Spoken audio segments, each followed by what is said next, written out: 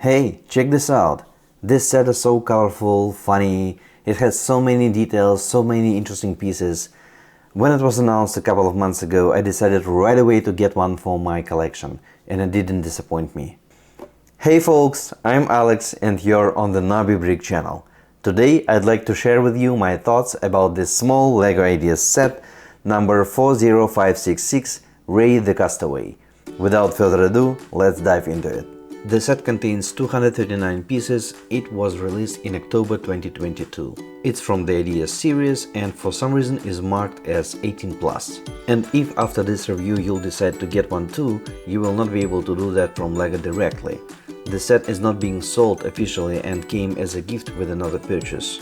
But you can find it online from other sources for $20–25 US, which is a fair price. Inside the box we have 5 small unnumbered plastic bags. Also we have a book with building instructions and no stickers, not for this set. Speaking about the book with instructions, I like its black cover, it looks stylish. And as it usually happens with the Ideas sets, we have an opening here with the information about the set designer, in this case 2 designers.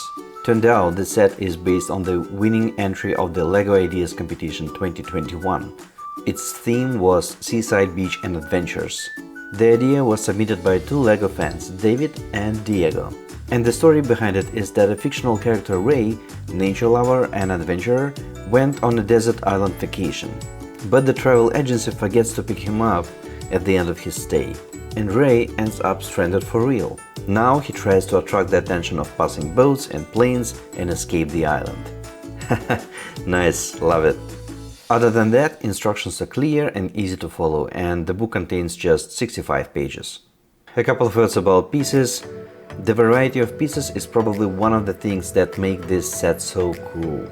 We have some regular plates and bricks here, plus a small amount of Technic pieces, some accessories like a bottle, fish, red crab, etc. and some vegetation as well. I don't think we have any pieces here that would be unique to this set, but I'll repeat it one more time. I love that we have a broad variety of what I would call accessory pieces. I mentioned some of them already, but there are also a frying pan, jewels, a treasury chest, a parrot, a backpack, a mug, 2 snakes, flames, a flotation ring. You got the idea, right? The minifigure of Ray himself is unique to this set. I mean, the combination of the minifigure pieces is unique, but individually they can be found elsewhere. The torso is the rarest piece out of 4. It can be found in only 2 other sets, Medieval Castle and the Pirates of Barracuda Bay. The last one, by the way, is the retired set, which I would really like to have in my collection. As for the building process, there are no stages. You open all the bags at once and start putting things together. We start with the makeshift raft. I think that it was a great idea to use this flexible black string with end studs to tie the raft to the island.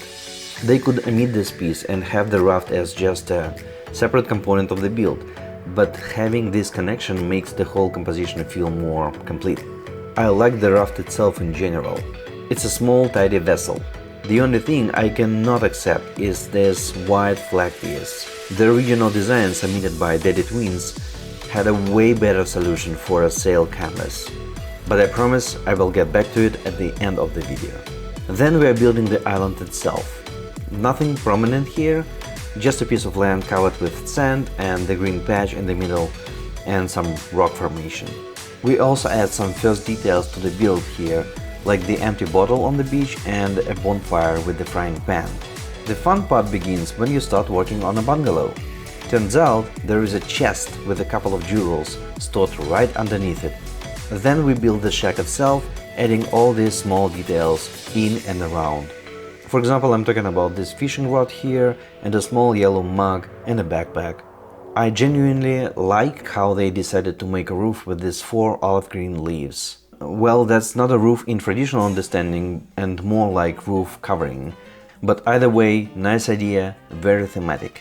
At this point it would be fair to say that we are almost done with the build. We just keep adding more small details, like this pole that Ray uses to put a fish to smoke it over the bonfire.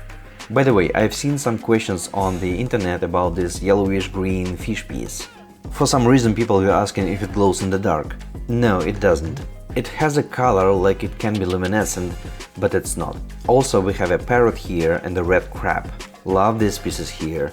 By the way, the original design used a seagull instead of a parrot, but probably LEGO decided that it would be better to add more colors and to make the island more exotic. Next, we put the palm trees together. Of course, what kind of island is this without palm trees? We used the same leaf pieces as for the bungalow roofing, but of two different colors, green and bright green. I also like how they decided to utilize the dark orange 6 stem pieces as palm tree flowers. Overall, palm trees look awesome.